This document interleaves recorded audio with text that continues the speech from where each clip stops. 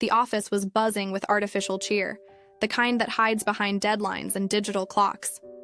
Christmas lights blinked weakly above rows of cubicles, but no one dared to relax.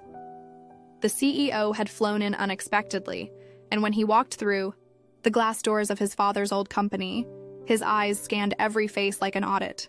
He was young, sharp, and ruthless, known for cutting costs and people with equal precision. So when his gaze landed on the frail old janitor mopping a quiet corner of the lobby, the silence cracked. "Why is he still on payroll?" he asked, coldly. "Get him out. Today." The janitor didn't flinch. He just paused, hands resting on the mop handle, staring at the CEO like he recognized something no one else did. "Sir, I can finish up and leave quietly," he said gently. But something in his tone, soft, weathered, not pleading, made the HR manager hesitate. "What's your name again?" the assistant asked, clipboard in hand. The old man cleared his throat and replied, "Edward Grayson." The name floated in the room like a forgotten photograph, and the CEO, who had already turned away, stopped dead in his tracks. His face drained of color. Because that name didn't just mean something, it shattered everything. He hadn't heard that name in over 20 years. Edward Grayson. It was like the syllables themselves were ghosts rising from under the floorboards, dragging with them a history the CEO had tried hard to forget. His mouth went dry. "Wait," he muttered, turning around slowly. "Did you say Grayson?" The janitor nodded calmly, as if the name was just another mop stroke in his routine. But for the CEO, it hit like a brick wall. His team looked around, confused. They had no idea what had just shifted in their boss's expression. What was once confidence now looked eerily close to fear. In that moment, the old janitor wasn't just a background figure in faded overalls. He was a key to something buried, something too sacred and too painful to have been left ignored. "I knew your father," Edward said softly, wiping his hands on a rag. "He hired me himself, long before the marble floors, the polished desks, or the stock tickers on the wall. Back when this company was just 2 rooms and a lot of hope." The words carried weight, not pride. He wasn't boasting, just remembering.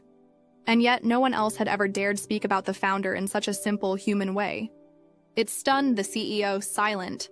The younger staff whispered among themselves, unsure if this was a mistake or some strange twist of corporate politics. One intern leaned over and asked the receptionist, "Wasn't the founder's last name Grayson, too?" She nodded slowly, eyes wide. "Yeah. But I thought he didn't have any relatives left." That's when the real story started to breathe between the walls. The janitor had been there longer than anyone. He had swept the corners of the company's rise. Yet he never asked for attention, never claimed special treatment, never mentioned the truth. Because to him, service had never been beneath dignity. It had been a quiet honor. The CEO's mind raced, the boardroom and its digital charts forgotten. He remembered now.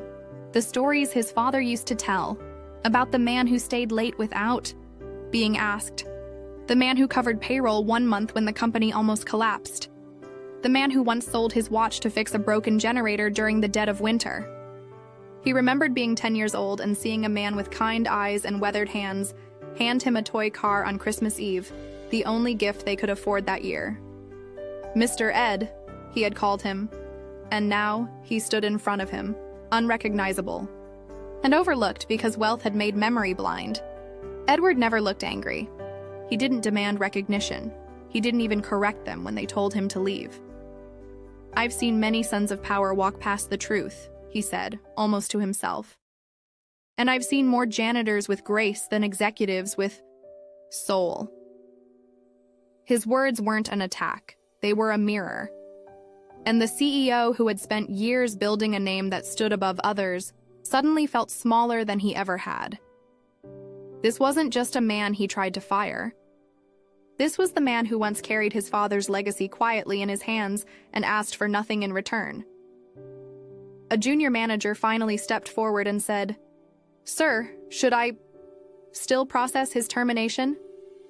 The question hung in the air, like poison. The CEO looked at Edward, then at his team, then back at the stained mop bucket beside him. He opened his mouth to speak, but nothing came out. His throat burned. There was no performance here, no speech to save face. Only the weight of a realization that shattered pride. He had become the very kind of man his father never wanted him to be. And Edward? He had remained the same, humble, honorable, and invisible until now. Mr. Grayson, the CEO finally whispered, stepping forward, voice shaking. Why didn't you ever say anything? Edward smiled gently. Because real names mean less than real actions, and I was never here for a title. That sentence alone cracked something open in the room. One by one, the employees began to see him, not as a janitor, but as part of the foundation they all stood on. Their success was paved by his footsteps, not just their forecasts. And for the first time, the lobby didn't feel like a corporate shrine. It felt like a confessional.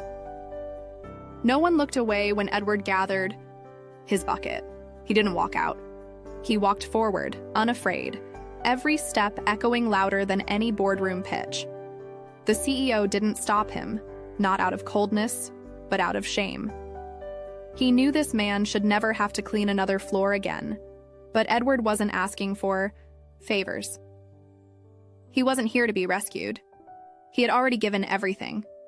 His loyalty had outlasted time, greed, and generational blindness. And in his quiet dignity, he exposed every flaw the CEO had tried to mask with success. And yet, in Edward's eyes, there was no judgment, just patience. Just the quiet hope that maybe, just maybe, someone would remember. Not his name, but the kind of man he had been when no one was looking. That was the difference. The CEO had lived to be seen. Edward had lived to serve. And in that service, he had carried not just a company, but a broken family's name with more grace than anyone ever realized. Until now. The office resumed its rhythm, but something had shifted in the air. Something irreversible. The CEO sat alone in the executive boardroom, staring blankly at the marble table his father had once gathered dreamers around. The silence roared in his ears louder than any quarterly report. He couldn't stop seeing Edward's face, the way he spoke gently, even while being dismissed. That wasn't just patience, it was a lesson. And for the first time in years, the CEO was listening, not with ambition, but with shame. He saw himself not as a leader, but as a son who had betrayed his inheritance. He unlocked a drawer and pulled out an old photo of his father shaking hands with a man in overalls. Edward.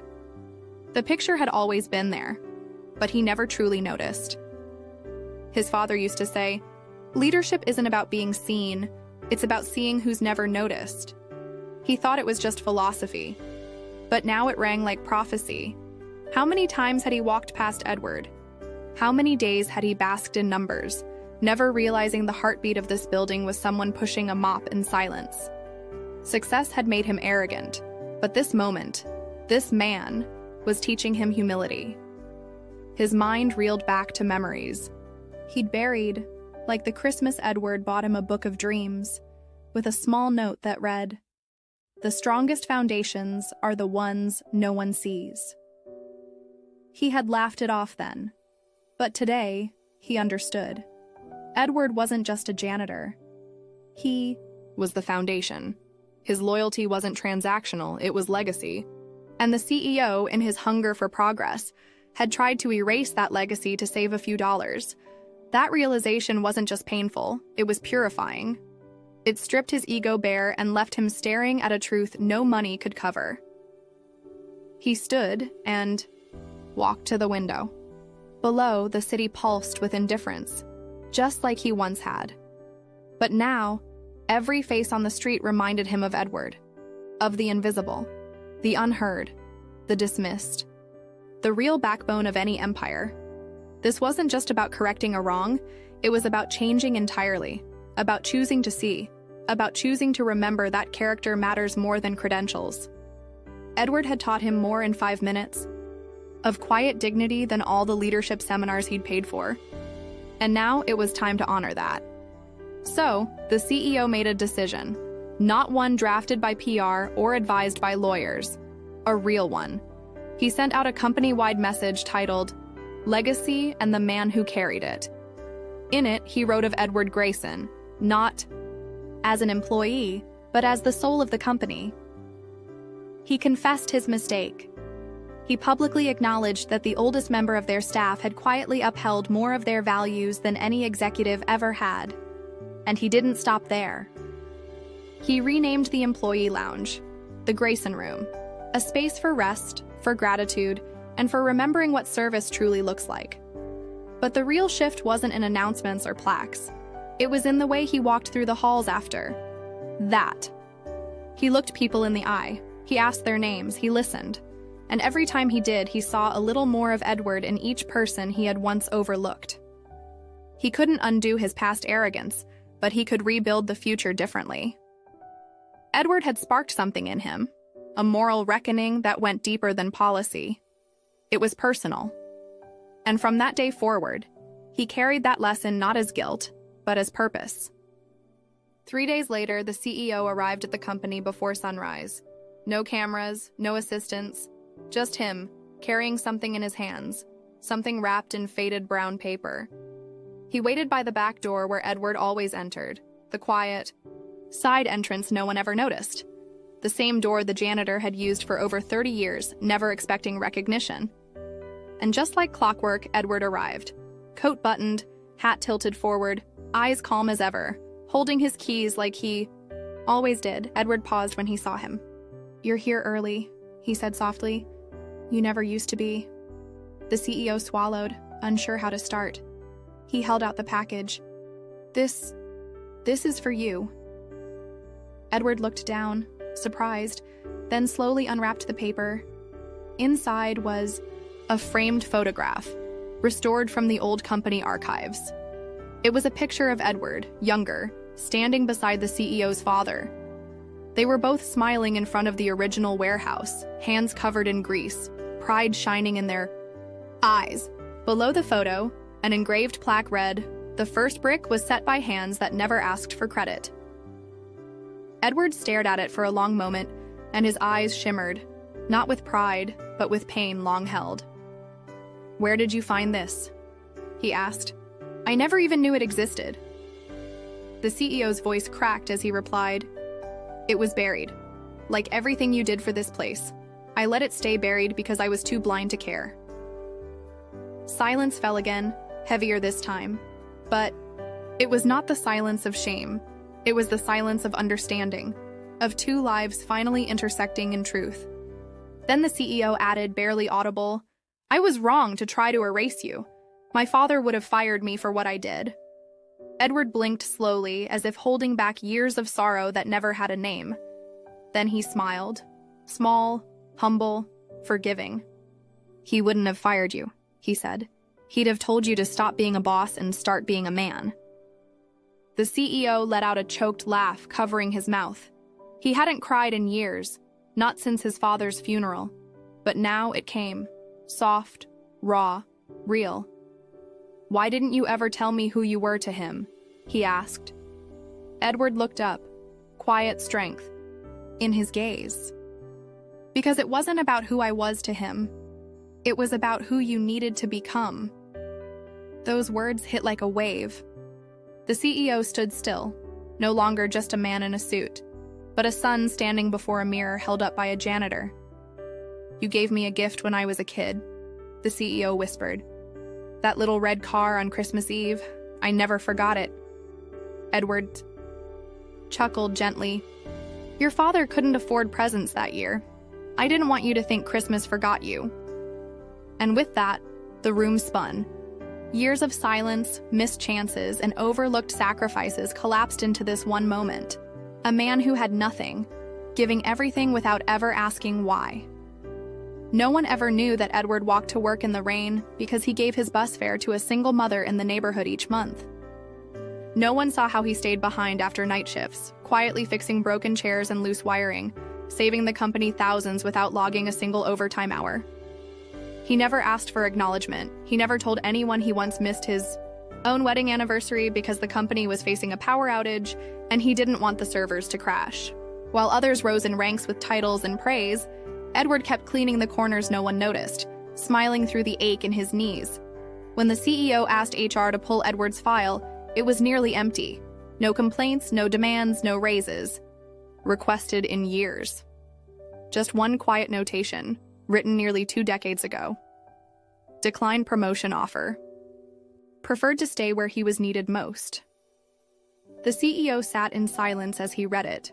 He couldn't comprehend it. Why would someone turn down a higher position, more money, an office? The answer wasn't in the file. It was in Edward's character. His purpose was never self-advancement. It was stewardship. He saw the company like a garden, something to water, not something to conquer. There were moments no one could trace, sacrifices too small for headlines, but massive in impact. The night the warehouse almost caught fire, it was Edward who caught the short circuit in time. The night the CEO's father had a heart attack, it was Edward who drove him to the hospital, ignoring his own injury from a fall that morning. He never submitted a medical claim, never missed a shift, never said a word. Even the janitor uniform he wore wasn't company-issued anymore. He'd paid for his own replacements for years to avoid being a burden on supplies. That was the kind of man Edward was. The CEO walked through the halls, retracing Edward's steps. He passed the boiler room where Edward used to store extra blankets for the overnight team. He found a drawer in the staff lounge with labeled thermoses, one for every night shift worker, filled with soup Edward brought from home. He used to say it helped keep morale up, a junior employee shared, teary-eyed. We didn't even know he cooked it himself. The CEO was speechless. In a world of applause and ego, Edward had been a symphony of quiet giving. Never demanding attention, just choosing kindness again and again, and perhaps the most silent sacrifice of all was time. The time Edward gave to others instead of himself.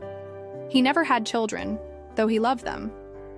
Never married, though he'd once been engaged. When asked why he never followed through, Edward once said with a half smile, "Some lives are meant to hold things together for others." That sentence returned to the CEO like a boomerang of guilt. He had nearly fired this man for being unnecessary, but Edward had given up everything personal to keep the company whole. He was the glue they never saw until he was nearly gone. By the next morning, the CEO's posture had changed. He no longer walked like a man defending a throne. He moved like a soldier returning home, burdened not by titles, but by truth. He stormed into the boardroom, the same boardroom where he once dismissed Edward like an item on a checklist. But today, he wasn't here to manage perception. He was here to protect a man who had never once protected himself. "Before we begin," he said, cutting off the CFO mid-sentence, "we owe someone an apology and a debt." The room went quiet. Suits exchanged glances. One executive chuckled nervously. "Sir, if this is about the janitor..." "His name," the CEO interrupted, voice steel, "is Edward Grayson. And he isn't just a janitor. He's the reason this company didn't collapse when you and I were still figuring out where the break room was." The team froze. The CEO's voice was calm, but under it ran a current of fire. "I made a mistake. We all did. We treated a cornerstone like a shadow. And starting today, that ends." It wasn't a request. It was a declaration. When HR attempted to interject with policy jargon, the CEO slammed his palm on the table, not in anger, but in finality.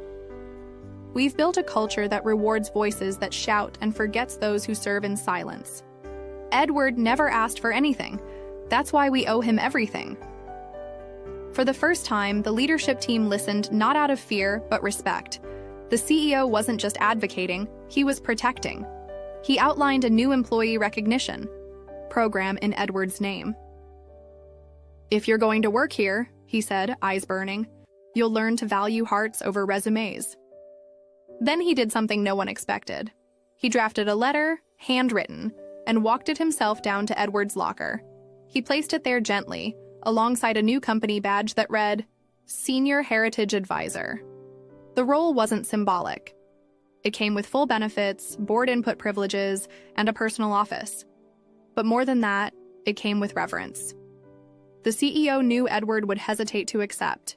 He was humble to the core. But this wasn't charity. It was justice. It was about correcting a balance long neglected.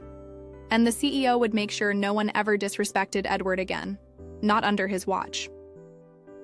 Later that day, a younger employee snickered at Edward's new title in the break room. He said something about how sweeping floors didn't need fancy names. The CEO, who just happened to walk in at that moment, didn't shout. He didn't fire the boy. He sat him down and told him Edward's full story, every quiet act of sacrifice. When he finished, the young man had tears in his eyes. I didn't know, he whispered. Exactly, the CEO replied, firm. So now you do. And now it's your job to make sure no one else forgets. That moment cemented a new culture, not one of hierarchy, but honor. The CEO couldn't sleep that night. He lay awake, staring at the ceiling, hearing Edward's voice echo in his head. Some lives are meant to hold things together for others. That line hit deeper than any shareholder report ever had. He replayed every board meeting where Edward's name was skipped. Every smug glance he'd given when employees like Edward were called replaceable. But most of all, he remembered the moment he signed Edward's termination order. Cold, thoughtless, like clearing out an old file. Now that signature felt like a scar on his soul. He returned to the office before dawn again, but this time not to manage business. He walked into the janitor's closet, not out of pity, but of penance. He stood in the room Edward had worked in for decades. Everything was meticulously arranged, shelves labeled, tools clean, a small faded photograph of the company's founder pinned on the wall, smiling with Edward beside him. The CEO touched the wall, feeling shame crawl through him. How had he ignored all this? The fingerprints of loyalty were everywhere, and he had never bothered to see them. He started reviewing company footage, not to monitor performance, but to trace Edward's path through the years. There he was, helping a receptionist pick up her dropped papers, escorting a client's child who got lost during a visit, fixing a leaking pipe during a gala without interrupting a single guest. The CEO watched the recordings for hours, jaw tight, eyes wet. Every frame was a reminder. Edward had poured his life into a place that never once poured anything back into him. Regret wasn't just an emotion now, it was fuel, but redemption needed more than guilt. The CEO drafted a company-wide email, not cold or corporate, but human. He told the truth. He wrote about the mistake he made in trying to fire Edward. He shared Edward's legacy, and he invited every employee from interns to executives to a small ceremony in the courtyard that Friday, to honor the man who taught us what real leadership looks like. He signed it simply, with humility, Daniel R. Cross, CEO. He hit send, and for the first time in his career, he didn't care what the board would say. The ceremony came. Hundreds showed. Even retirees returned. Edward stood shyly in the corner, until Daniel called him forward. There were no flashing lights, no PR stunts. Just a microphone, a quiet crowd, and the sound of one man finally getting the thanks he'd never asked for. The CEO didn't speak from notes. He spoke from his heart. I rose in this company because men like Edward held the ladder steady, he said. Today, I stand here not just as a CEO, but as a student of his example. And I'll spend the rest of my life trying to live up to it. The morning of the ceremony, Edward didn't show up at first. The chairs were set, the microphone checked, and the staff stood silently, glancing at the clock. The CEO's hands were clenched behind his back. He said he'd be here, Daniel whispered to his assistant, masking the worry crawling into his voice. Deep down, he feared Edward thought it was all for show, that maybe decades of being invisible couldn't be erased with one public apology. Then, just as murmurs began to spread, a cab pulled up at the gate. Edward stepped out slowly, wearing the same worn coat he always had, carrying a paper bag of his own lunch. But he didn't walk toward the podium. He walked toward the side gate, toward the exit. One security guard gently stopped him and pointed toward the gathering. Edward looked at the crowd, then at the CEO, and turned his face down. He mumbled something the guard barely heard. "I didn't think anyone would really want me here." The words hit Daniel like a brick. He broke away from the stage, pushing. Through the crowd, walking fast, then running. "Edward, please, don't go." The old man turned, surprised. "Why? What's left to say?" Daniel didn't blink. "The truth. And this time, you're going to hear it." He led Edward to the front himself. People stood. Not clapped, stood. In silence, in respect. Daniel stepped aside. "This isn't my microphone today," he said. "It's his." Edward hesitated, hands trembling, but then he stepped up. He looked out at the crowd of executives, employees, interns, and family members of people he once helped behind the scenes, and he cleared his throat. "I never thought I mattered enough to speak into one of these," he said. "But I spent 40 years here, and every single day I tried to leave this place better than I found it. That was always enough for me." As he continued, the air in the courtyard changed. He told stories, not of praise, but of problems he quietly solved. Moments no one knew, people he protected, machines he fixed. "When I cleaned your offices," he said softly, "I saw your photos, your kids' drawings, your awards. I made sure none of it ever fell, because I knew if I kept your world steady, maybe you'd go home with more peace than chaos." People wiped their eyes. Some looked down, ashamed they'd walked past him for years without offering a hello. But Edward didn't judge. He smiled. "I wasn't here to be seen. I was here to serve." And just as the last words of his speech were spoken, a voice rang out from the back, an older man, stooped but clear. "Edward Grayson?" Edward blinked. "Yes?" The man stepped forward, pulling a small envelope from his coat. "You saved my brother's life 30 years ago. You fixed the boiler that would have exploded if you hadn't stayed late. He never found you to thank you. He's passed now, but he made me promise to tell you if I ever found you. So thank you." Gasps rippled through the crowd. Daniel looked at Edward, stunned. "How many lives have you touched and never told a soul?" Edward's eyes welled up. He held the envelope like it was a medal of honor, but shook his head humbly. "I just did what needed doing." But the ripple of stories didn't stop. One by one, people from the crowd stepped forward. A cafeteria worker spoke. "Mr. Grayson used to bring me tea on the night shift when I was pregnant. I was too scared to ask anyone for help." A former intern added, "He helped me fix my tire in the parking lot during a thunderstorm. I never even knew his name." Each story hit like lightning, sudden, warm, electrifying. A hush fell again as Daniel turned toward the crowd. "He did all that. And we didn't even know his name," he said, voice cracking. "We build companies, empires, products. But what are we without people like him? Without hearts that work quietly when no one claps?" His voice trembled, but he stood tall. "We failed him, and it ends today." The air was heavy. Executives who had never spoken to janitorial staff wiped tears. The head of security stepped forward and saluted Edward without a word. It wasn't ceremony.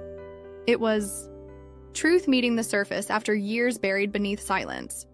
Suddenly, a call came through the CEO's earpiece, urgent. He turned, eyebrows knitting. There was an emergency in the basement. Water pipe rupture. Electrical threat. Edward stood and said calmly, "Let me see it." Daniel protested. "No, Edward. You're not the janitor anymore."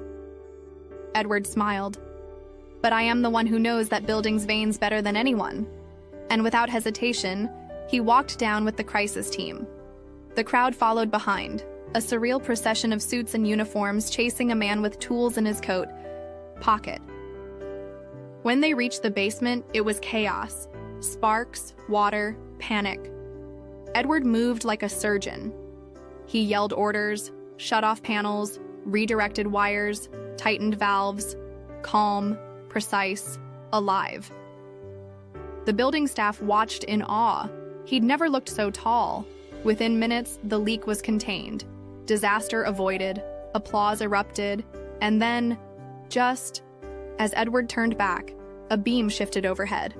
A loosened pipe above him dropped. Time froze, but Daniel lunged forward, pushing Edward out of the way. The metal hit the ground inches from them both. The CEO lay breathless, arm bleeding from the fall, but smiling. "Now we're even," he whispered. Edward helped him up. "No, you're still catching up." That moment would be replayed in every news outlet, every company email, every hallway whisper. Not because it was dramatic, but because it was real. The man once labeled a replaceable janitor had not only saved a building, he had redefined leadership. Daniel later said in a televised interview, "That fall changed something in me. It was like I left my pride on the floor and picked up a mirror. I saw what mattered. Not titles, not money, but people." We talk about vision, but Edward showed us what we'd been blind to for years. Weeks passed since the incident in the basement, but the company was no longer the same. Not just in policy, but in soul. Edward's face, once unknown, now hung in the main hallway next to the founders. A plaque beneath it read, "Edward Grayson, the quiet backbone." But Edward hadn't asked for honor. He asked for change. Daniel remembered that. He initiated a legacy initiative, programs to protect and recognize silent workers across all departments. No more forgotten names, no more quiet sacrifices buried beneath profit sheets. Every floor began with gratitude. Every voice mattered. Edward didn't return as a janitor. He returned as a mentor. He trained new hires not in how to mop floors, but in how to carry purpose. Every task, he said, even the small ones, is a thread in a greater fabric. If you do it with care, it holds the whole together. Interns listened like disciples. Managers sat in on his sessions. For the first time, the break room was full during his talks. One young man, newly hired, approached him and said, "Mr. Grayson, I thought being invisible was just part of the job, but you showed me that being present quietly is power too." Daniel changed too. He stepped back from day-to-day operations, shifting to employee development. He went from boardrooms to back halls, asking questions, offering help. He walked every floor of the building weekly. He knew names now, faces, struggles. On Edward's birthday, Daniel hosted a small surprise gathering with staff from every department. No cake, just stories. And a simple gift, a key. "This building's always been yours," Daniel said, placing it in Edward's hand. "You just finally have the keys to it." Edward teared up quietly. Not for the metal in his hand, but the respect it finally represented. Outside the building, a mural was painted. Subtle, beautiful. It showed Edward holding a flashlight, illuminating a dark hallway, while others walked safely ahead.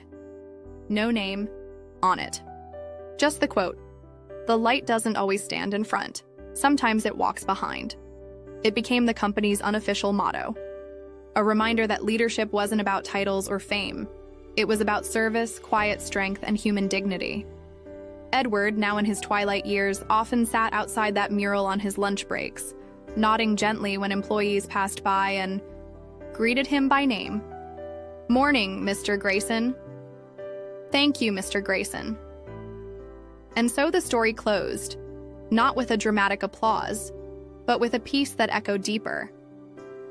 Edward had been nearly erased, but in the end, his legacy redefined an empire. The CEO who once saw him as expendable had become his student. And generations to come would walk the halls of that company not asking, "Who's in charge?" but asking, "Who helped build this quietly?" That was clarity. That was hope. And that was the power of one man's humility, finally seen, finally honored, and never forgotten again.